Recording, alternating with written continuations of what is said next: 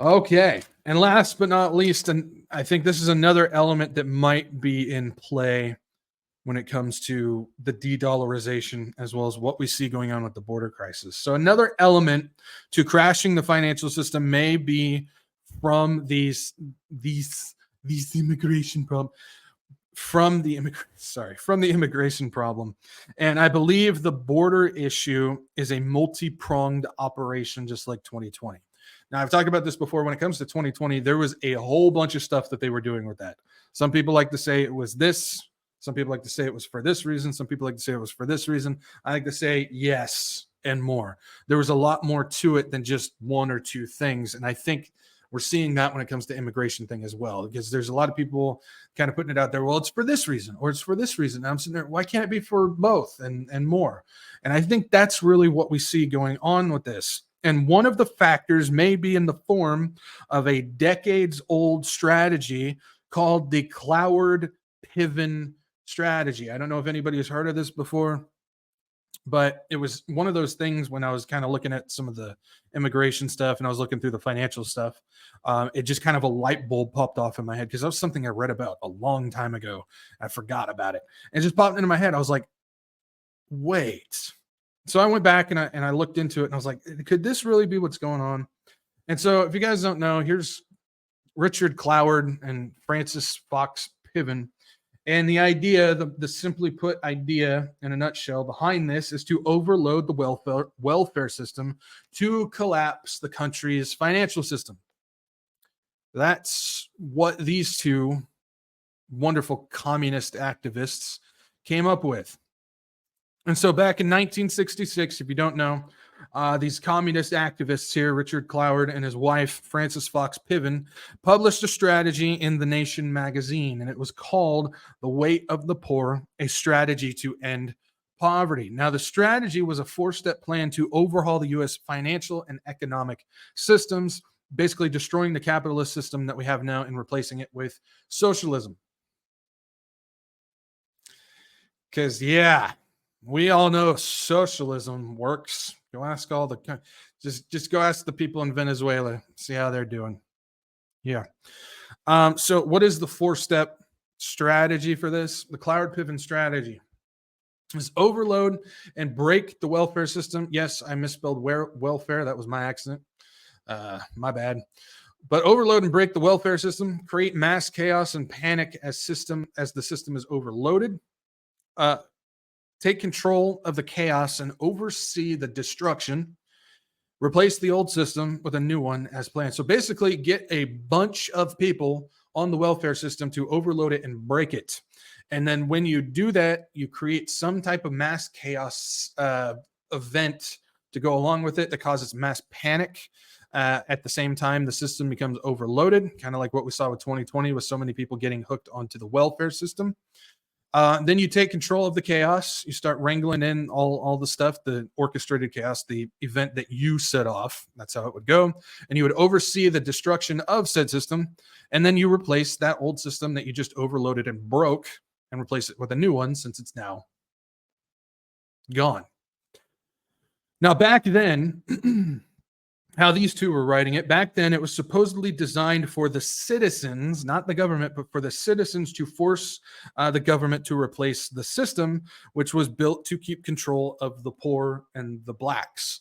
Now, again, this was 1966. This was during the racial riot stuff and whatnot. So this was about that, where they believed that it was the government who was built the welfare system in order to purposely, like basically subjugate the poor to be in full control, which I'm not arguing with that.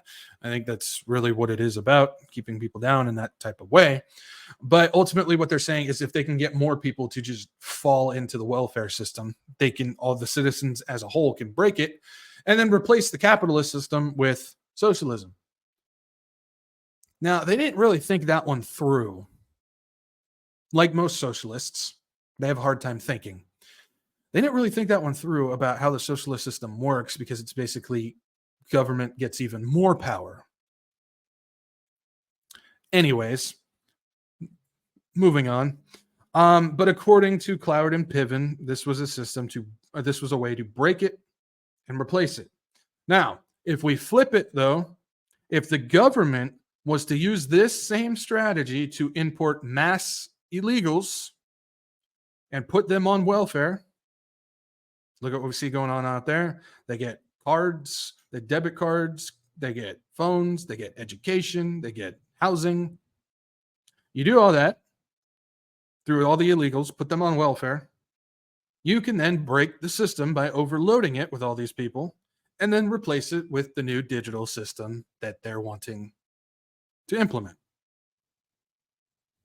It's a good way of doing it. You tested the system during 2020 already. You basically tested the strategy, honestly, during 2020. You got rid of everybody's jobs. You put them on welfare. You created a mass orchestrated event to cause chaos, and you tested it, which was just another branch of what was going on.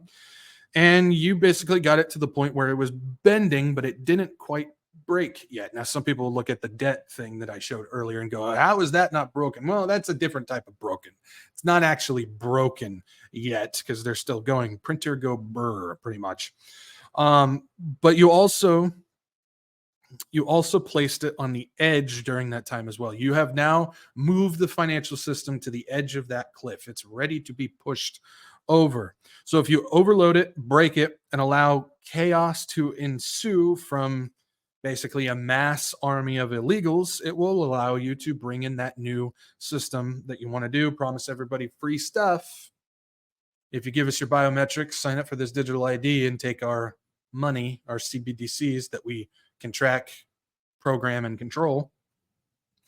The welfare system is on life support, and Social Security, if you guys haven't noticed, Social Security trustees have warned of insolvency by 2035 of both Social Security and Medicare. That came out in 2022.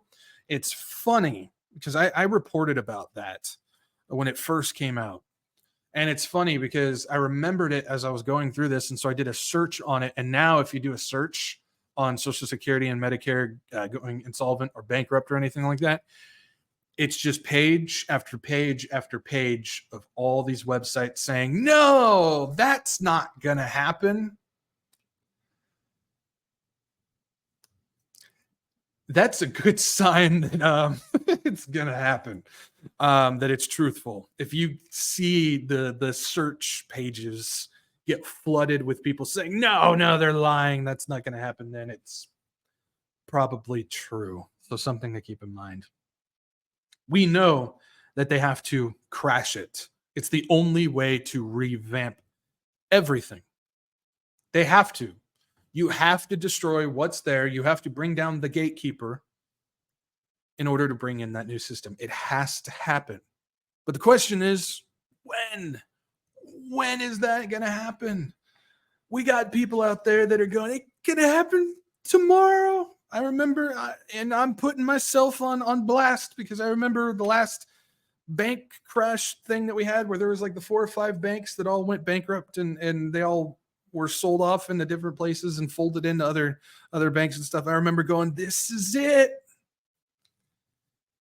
And I shouldn't have said that.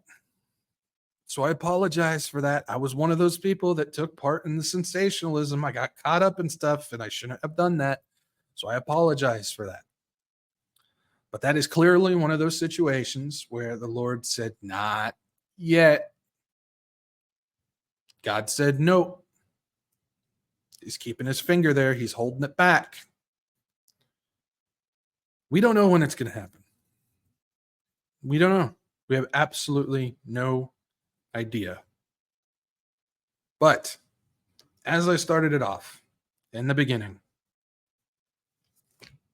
I hold to what Matthew 24 says. As in the days of Noah, when everybody is going about their daily lives like there's nothing to worry about, then the flood comes. And so I always look at this. I just take a step back, look at the big picture, and I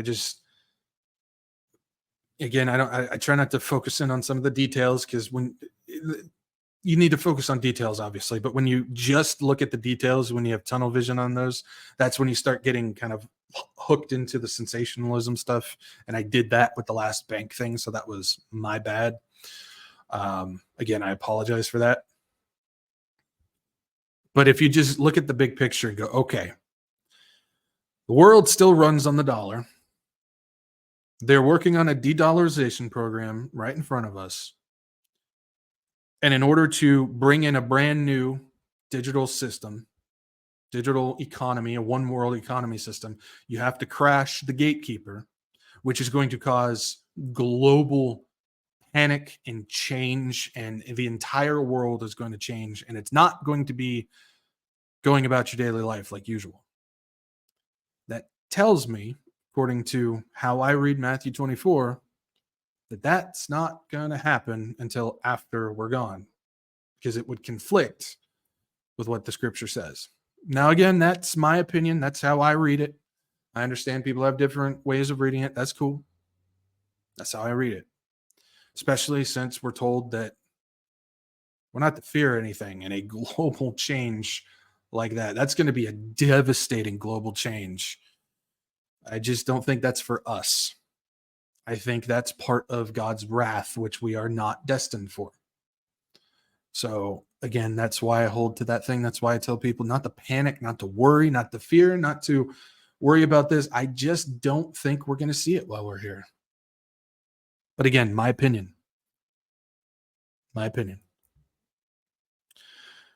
But even with all that going on, there's, again, only one thing that matters out of everything. Only one thing that matters. Are you saved by Jesus Christ? That's it. Nothing else matters.